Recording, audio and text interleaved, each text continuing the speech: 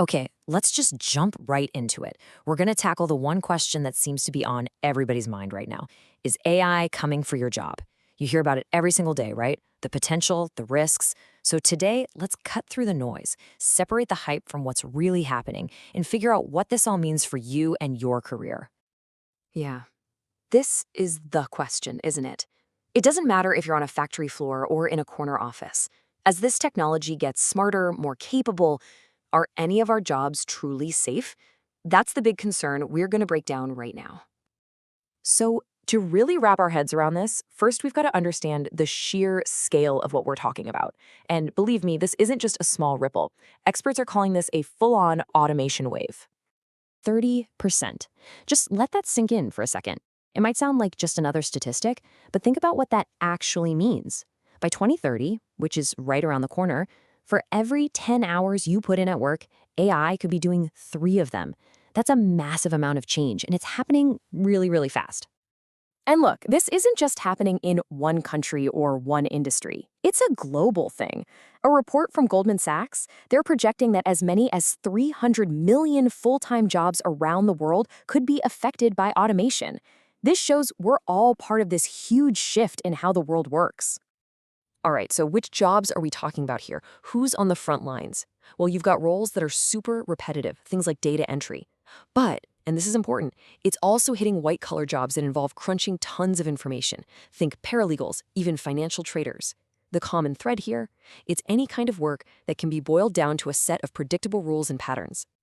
And hey, if you're sitting there thinking, phew, my job is creative and technical, I'm safe, well, hold on. Take a look at this quote from the CEO of Anthropic, a major AI company.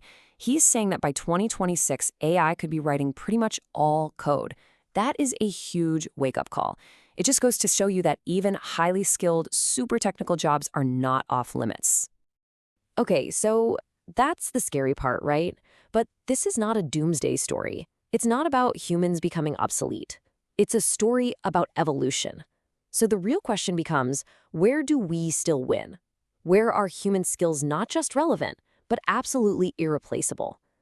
And this is where things start to look a lot more optimistic.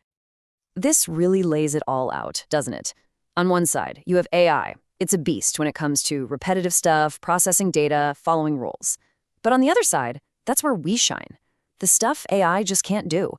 Empathy, really connecting with someone. Complex strategy that needs real-world judgment. And true, honest-to-goodness creativity. These are our superpowers. And that's why these jobs are way more resilient. You see the pattern here, right? Teachers, nurses, therapists, they all run on empathy.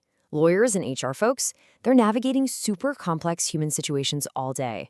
And what about plumbers and electricians? That takes physical skill and thinking on your feet. And artists? Well, they're the source of the originality that AI can only ever try to copy.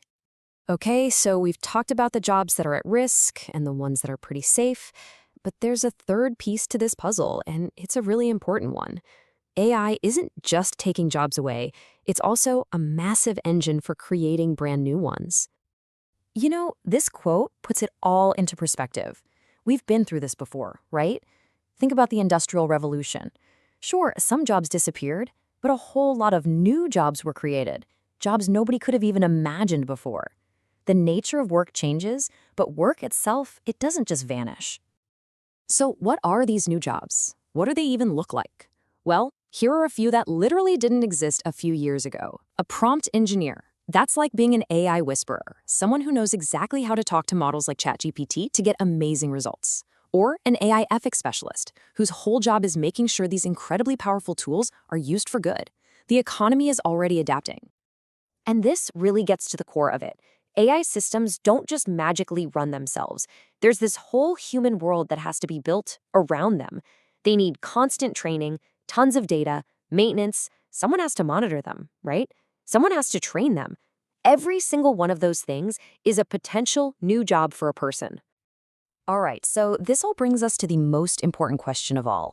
What can you do about it? How do you actually prepare yourself to not just get by, but to really succeed in this new world? Let's get into some real, actionable steps. I love this quote from Chris Nicholson because he doesn't pull any punches. He says, avoid bullshit jobs. It's blunt, but it's also a fantastic way to think about it. If you're bored stiff at your job, if it feels repetitive and mindless, that's a huge red flag that a machine could probably do it. It's a call to action to find work that actually uses that amazing brain of yours.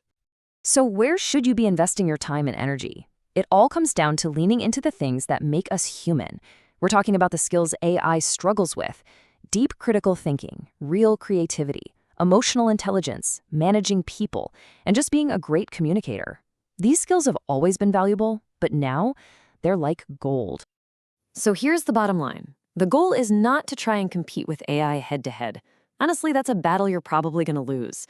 The real goal is to learn how to work with AI, to use it as a powerful tool, a partner that can take care of all the boring, tedious stuff, which frees you up to focus on the high-level, creative, human stuff.